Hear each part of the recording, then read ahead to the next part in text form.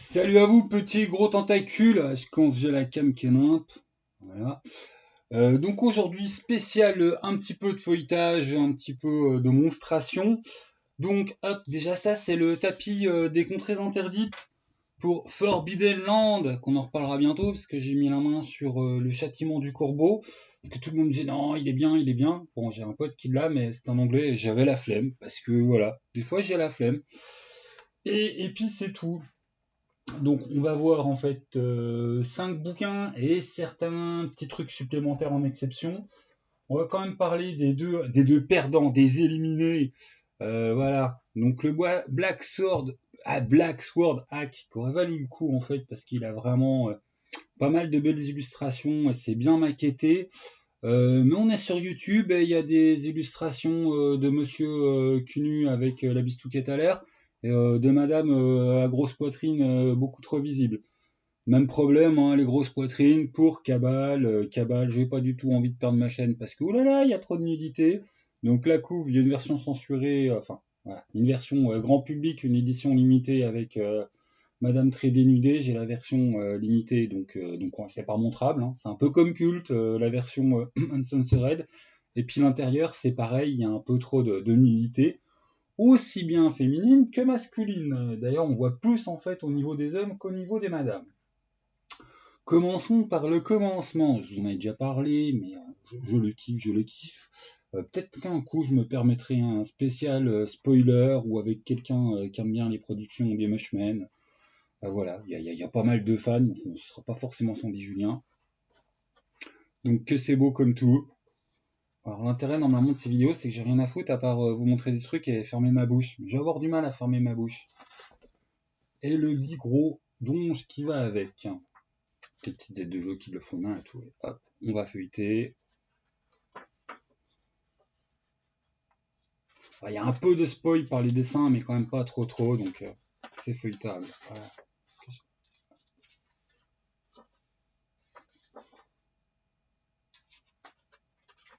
Ah, mes trois gros doigts crades que j'ai bossé avec aujourd'hui. J'aurais mieux fait de me laver les mains avant de faire la vidéo. Ouais, on s'en fout.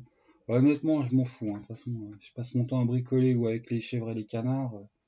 C'est salissant, la vie de campagnard.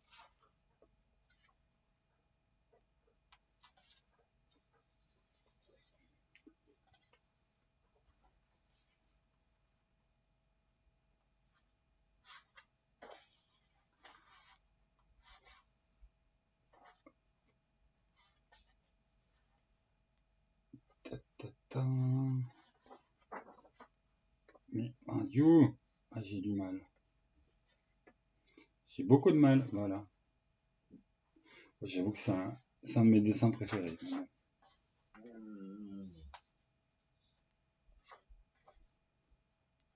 La maquette est vraiment bien faite parce qu'on a à la fois une sensation de danse et d'aéré. Parce qu'en fait, au niveau du texte, il t'en colle bien partout, puis t'as pas mal de petites aides de jeu. Mais les illustrations sont assez nombreuses et ça permet de faire un petit peu respirer tout ça.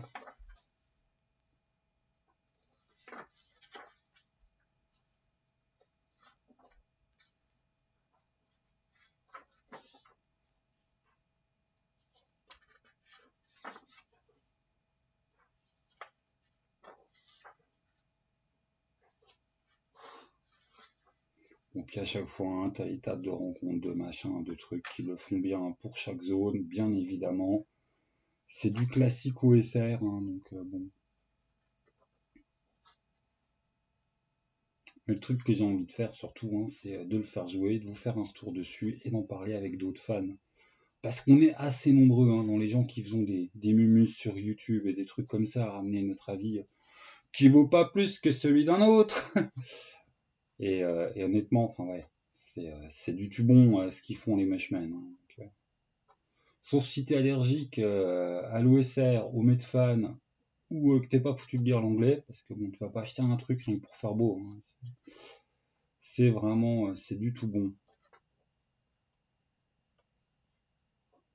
Enfin, j'en ai déjà parlé deux, trois fois en fait de mémoire.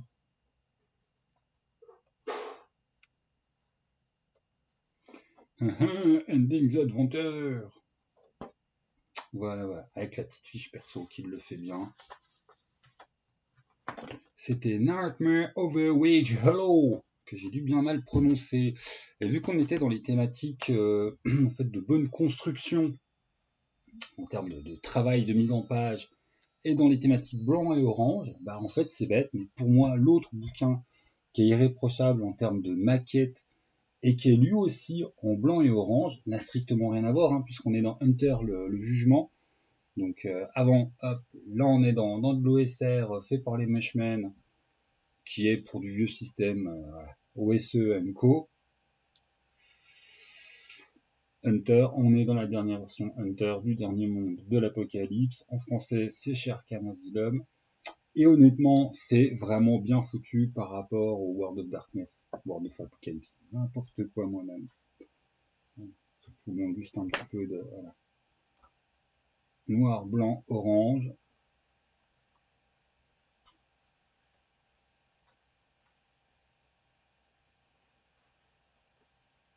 Donc une maquette qui est en fait qui est assez agréable à lire, qui est bien aérée, qui n'est pas étouffe chrétien et étouffe rôliste, et c'est bien agréable.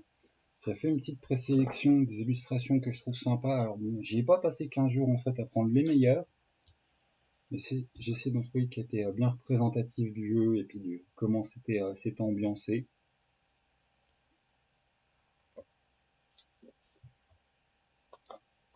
T'as l'illustration d'action, les cheveux blancs moi qui traînent. Bon, j'avoue que celle-là je l'ai cherchée parce que celle-là je la kiffe bien.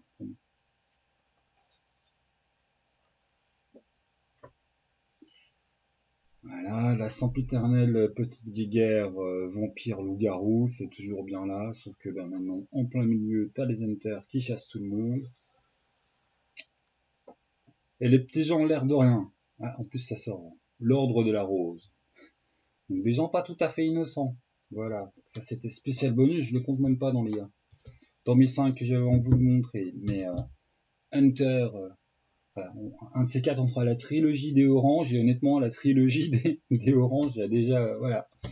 Il y en a deux qui ont déjà leur place. On attend le troisième jeu, scénar, ce que tu veux être de jeu, qui sera là pour compléter la trilogie des oranges. Alors, chez BBE qui font tout le temps de la grosse com hein, pour leur truc, et ben, ils ont sorti deux très très bons jeux, enfin Labyrinthe, qui est construit par, et Dark Crystal, une petite préférence pour Dark Crystal, mais c'est vraiment, voilà, c'est pas les mêmes systèmes. Enfin, c'était vraiment deux bons jeux, et qu'ils en ont pas fait un max de pub, alors qu'ils sont très bien. Pas pour faire le tour de tout, mais ouais, visuellement, ça a de la gueule. Je crois que je l'avais déjà montré, avec la petite carte dans le rabat, et les illustrations tabassent. C'est vraiment un beau bouquin. Le papier est agréable. Les illustrations sont bien. C'est un burst hein, au sens où tu as une aventure tout le long qui t'est proposé de découvrir. Et elle est bien dans l'esprit un peu mélo, un peu triste de l'univers de base du film. Et désormais de la série.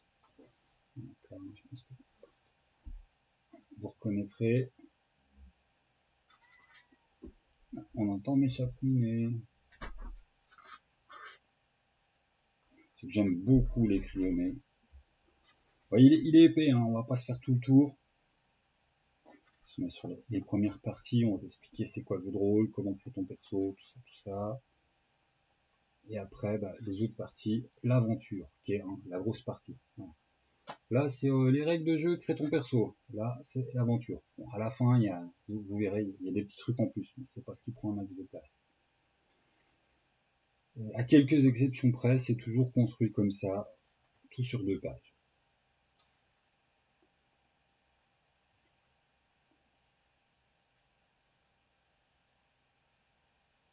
C'est vraiment une bonne prise en main, c'est vraiment un bon truc pour tes premiers, voilà, tes premiers scénars en tant que MJ. Il est vraiment bien parce que les règles sont simples, mais elles sont bien faites. L'aventure est bien étayée, mais t'as de la place pour ta gueule. Et le livre n'est pas dégueu dans une bibliothèque. Donc voilà, des fois je taquine BBE sur leur prix, leur prod, leur machine à pub, mais sur ce coup ils n'ont pas fait un max de pub, alors que je trouve que c'est vraiment une de leurs plus belles prods. Pardon, eux ils ont fait la trad, hein, c'est pas d'eux, mais c'est vraiment du très bon. Ils ont vraiment bien fait d'acheter cette licence parce que c'est même ça, par exemple, hop, vous avez de l'embrouille et t'as le quadrillé pour le MJ pour bien comment que ça marche. Même chose, grâce au transparent, on vient me donner les solutions. Ça, c'est des petits détails cons, mais c'est vraiment malin et pratique. La trousse à outils et le petit artbook à la fin. Et je vais vérifier le prix parce que je connais pas tous les prix de mémoire. La petite truc où tu vas ranger ta petite note pour pas te perdre. Enfin, c'est vraiment un beau livre, une belle prod. Et il me semblait que le prix de mémoire, c'était vraiment pas du foutage de gueule en plus. Il a combien?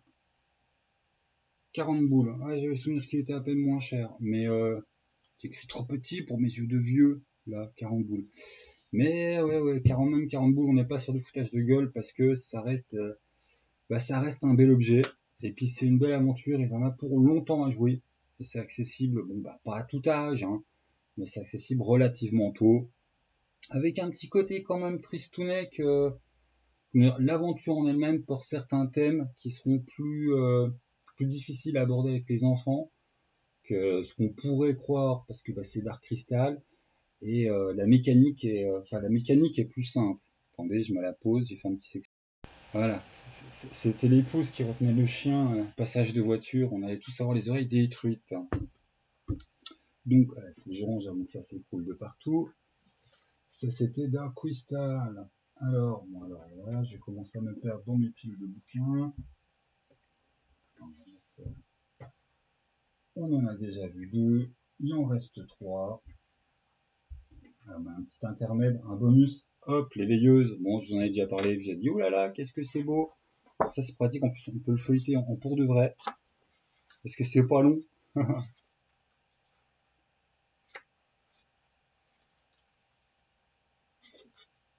Bon, les auteurs, c'est deux sinistres inconnus qui n'ont jamais rien fait dans le jeu de rôle, mais ça a quand même de la gueule.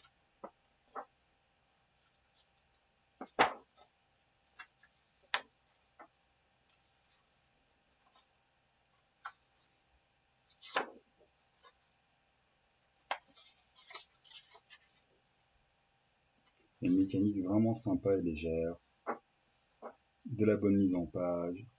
Et c'est à 15 balles chez OBA. Voilà, les veilleuses. Vous incarnez ce genre de petites créatures, sont des espèces d'esprits de la nature. Puis vous allez avoir des petites aventures dans la forêt. C'est très très ouvert sur le genre de trucs qu'on peut jouer, hein. C'est pour ceux qui aiment les jeux un petit peu perchés, un petit peu décalés. Et puis effectivement, hein, c'est de Janté et Cabourdin. Donc bon, mécaniquement, c'est le mec qui a derrière Sonja et Conan contre les ninjas. C'est pas exactement une tanche.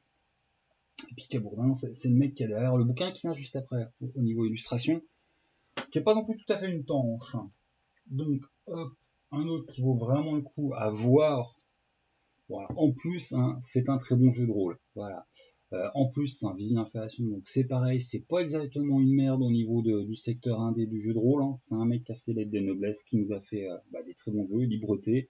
Ça, c'est la suite que je préfère un peu à Libreté, alors que généralement les gens préfèrent Libreté, mais on s'en fout. Explorateur de Bruine, qui est visuellement, une claque. Alors, il me semble de mémoire, c'est à 30 balles, hein. C'est ça, 30 balles. Le truc, il est agréable au toucher, et le bouquin est une tuerie visuelle. Voilà, quoi. Alors, attention, ça fait style thème de l'enfance, ça va être gentil et puis choupi. C'est assez sombre. Ah, je fais de la merde avec ma lumière. Ah bah voilà, on essaie de faire comme les pros, puis on fait de la merde. C'est vraiment, voilà, un jeu plus dark que ce qu'il n'y paraît. On est vraiment sur la perte de l'enfance, et la perte dans tous les sens du mot, avec son sens le plus macabre aussi, hein. Mais alors, les illustrations sont sympas, les mécaniques sont très sympas. On est sur un principe au niveau des mécaniques de jeu qui est vraiment cool et qui est pas souvent utilisé en jeu de rôle, c'est que quoi que tu fasses, ça marche. La question, c'est pas est-ce que ça va marcher, c'est qu'est-ce que ça va te coûter. Ouais, c'est un concept qu'on n'a pas souvent en jeu de rôle. Je mens à peine, il y a quelques situations en fait où bon, en fait c'est juste que ça marche tout le temps, mais si tu rates au lieu de ça marche et puis t'es vivant, ça marche mais ça toute la vie. Donc en fait ça marche pas, mais voilà, c'est vraiment là-dedans quoi. L'extrême exemple c'est ça, c'est ça marche mais tu meurs quoi. Toutes les tables sont bien pensées, enfin même ces structures aérées avec les petits textes, c'est vraiment mais illustration de Cabourin qui vaut le coup. C'est du très très bon boulot. C'est une des classes, la brute. L'oracle, qui est en fait, qui a des espèces de pouvoirs magiques par baratin des camarades.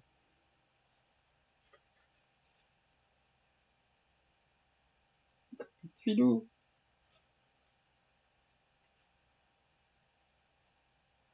Ouais, je pourrais passer des plombs à regarder ce bouquin. C'est vraiment un très bel ouvrage et ludiquement parlant, en plus, c'est une très très grande réussite. Hein.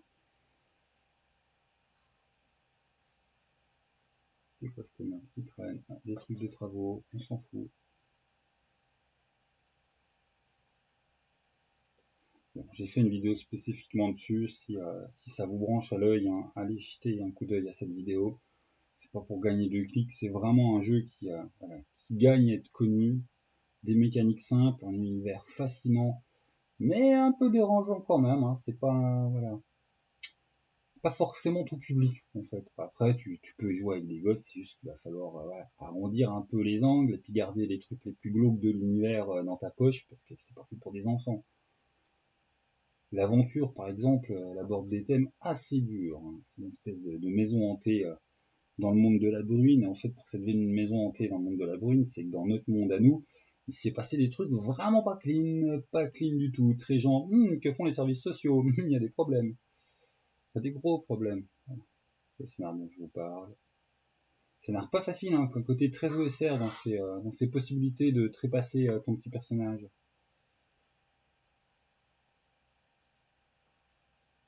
Donc vous l'aurez compris, moi je suis fan et je trouve que c'est un travail d'illustration, de maquette, voilà, grande classe, banger comme disent les jeunes. Et ludiquement, c'est un jeu banger, comme disent toujours les jeunes. Et je vais arrêter de dire ça parce que je suis plus un jeune. Voilà, donc c'est fini. Et on va finir avec deux du même éditeur. J'essaie de pas faire dans les deux du même éditeur, mais visuellement, je trouve que c'est vraiment des qui méritent d'être vus. Troika, qui est un truc complètement perché, une mécanique très simple. Ouais, c'est pareil, il y a des vidéos dessus. Troika, j'avoue que moi, ça a vraiment été un gros kiff.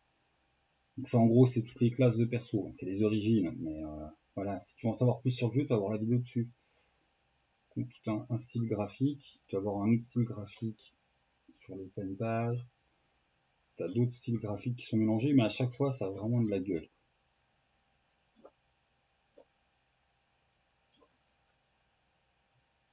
Et ça sent bon les années 70. Ah, ok.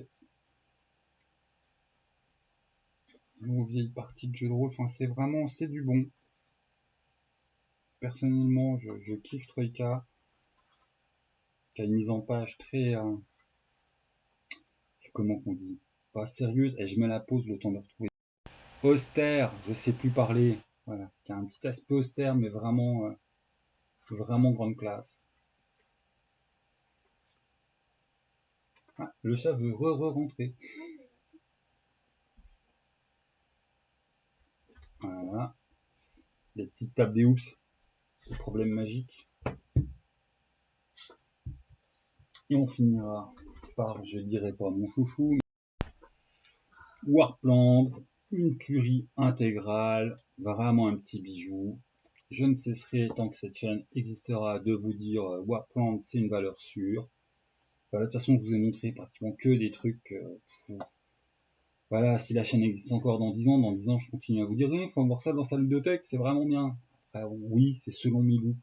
Donc c'est, voilà, le feuilletage, c'est pas mon truc préféré, mais au moins, vous faites votre idée. Pareil, une vidéo sur Warpland où je rentre plus dans les explications de qu'est-ce que tu joues, c'est quoi. Là, le but du jeu, c'est vraiment, voilà, que vous puissiez, que tu puisses, parce que tu regardes peut-être pas cette vidéo à 25, je veux pas que vous voyez les gens, non mais oh, je suis mal élevé. Warpland, ça de la gueule. Enfin, le jeu est bien, mais visuellement, il a vraiment une charte graphique, de la mise en page, c'est du tout bon. Ça, c'est des textes d'ambiance qui ambiancent vraiment bien. Après, faut être le genre de MJ qui est pris par des tests d'ambiance, et puis il y a des petits détails dans les tables, mais c'est vraiment. Moi, je trouve que c'est un must-have. S'il doit avoir qu'une vingtaine de jeux de rôle dans ta ludothèque, il doit être dedans. Voilà. À 10, j'oserais pas dire qu'il faut qu'il soit dedans, parce que ça dépend vraiment des goûts. Mais non, c'est vraiment, c'est une grosse claque, quoi. C'est du très très très bon.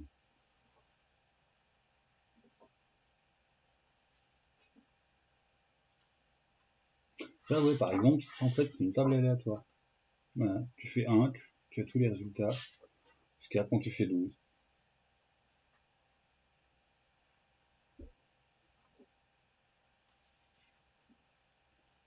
Ce jeu est une pure réussite.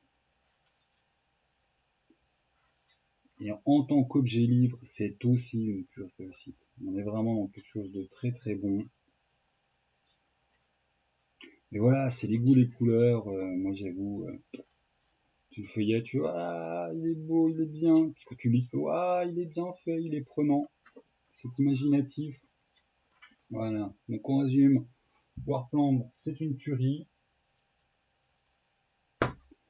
Night Hover Wage Hollow, c'est une bonne aventure d'OSR. Ah oui, je fais même pas mon boulot jusqu'au bout. Le Warpland, le prix c'est 34,90, donc 35 boules chez Pattern Recog. Du très bien. Je sais pas le prix, c'est pas indiqué dessus.